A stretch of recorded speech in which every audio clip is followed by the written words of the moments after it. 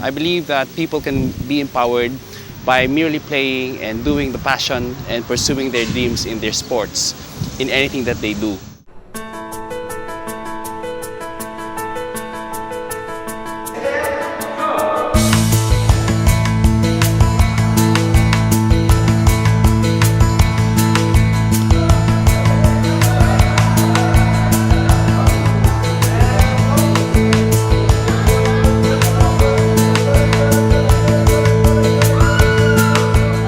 Movements that they do in sports can actually be translated towards disaster preparedness. And what better way can you prepare the community by tapping on their sports movement and activities that are related closest to their heart, closest to the sport that they love.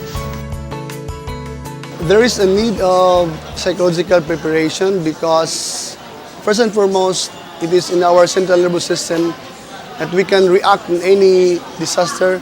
But if our mind is well equipped and will stay in calm, we can respond immediately in a very scientific way, and we can prevent and we can mitigate any disasters that might come in our daily lives, in our daily routine.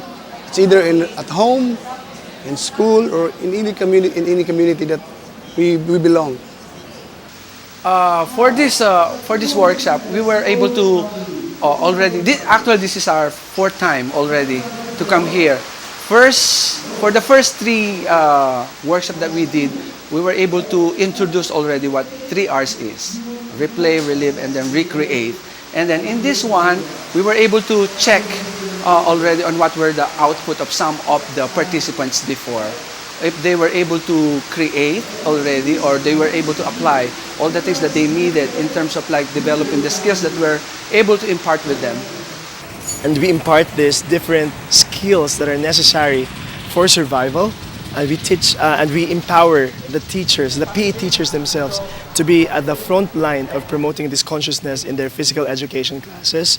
Then it gets really, really inspiring because now we can basically really try to change how PE is done, and hopefully it can help save lives, not just in the classroom, but even where the kids belong to in their own homes.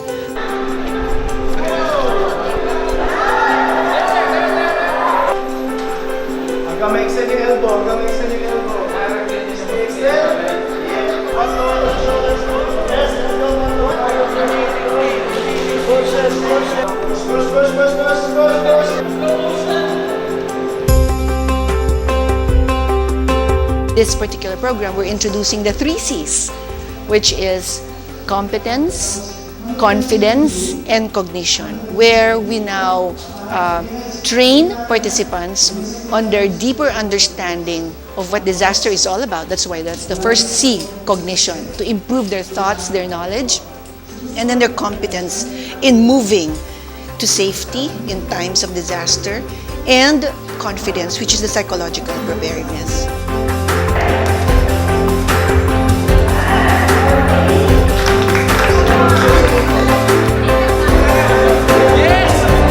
It's more on preparedness, the whole meaning of life.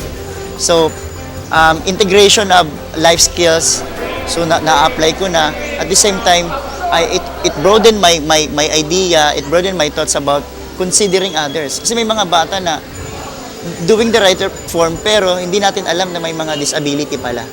So inclusive, nagkaroon ng inclusiveness of what I'm doing with the children. At the same time, hindi lang in my class. Passionately, I'm sharing this outside the community.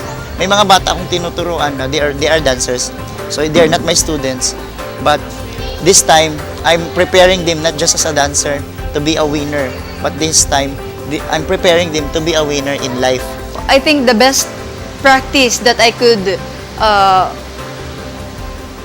share with my students is by engaging them sports while we are in teaching. While teaching them, I'll just let them enjoy, but in that enjoying moment, they're also learning skills that could be used for these disasters.